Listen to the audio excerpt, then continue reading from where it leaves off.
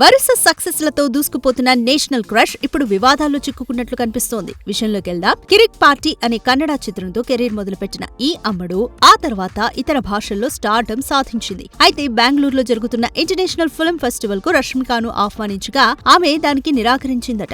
దీంతో కర్ణాటకలోని మాండ్యాకు చెందిన కాంగ్రెస్ ఎమ్మెల్యే రవి గనిగా తాజాగా రష్మికపై ఫైర్ అయ్యారు. కన్నడ చిత్రంతో కెరీర్ స్టార్ట్ చేసింది రష్మిక. కర్ణాటకలో జరుగుతున్న ఈవెంట్ కు రావడానికి టైం లేదని చెప్పడం సరికాదని, గతంలోనూ తన ఇల్లు హైదరాబాద్ లో ఉందని, కర్ణాటక ఎక్కడుందో తెలీదు అనే విధంగా ఆమె మాట్లాడిందని సదరు ఎమ్మెల్యే మండిపడ్డారు. కన్నడ సినీ పరిశ్రమ భాష పట్ల గౌరవం లేని విధంగా ప్రవర్తించిన రష్మికకు తగిన బుద్ధి చెప్పాలా వద్దా అంటూ ఎమ్మెల్యే ఫైర్ అయ్యారు. దీంతో రష్మిక మందన్నపై కన్నడ ప్రజలు సోషల్ మీడియాలో విమర్శలు గుప్పిస్తున్నారు. ఏదేమైనా విజయాలతో దూసుకుపోతున్న శ్రీవల్లికి ఇది కాస్త ఇబ్బందికర సంఘటనే. For more videos like this, subscribe Big TV channel.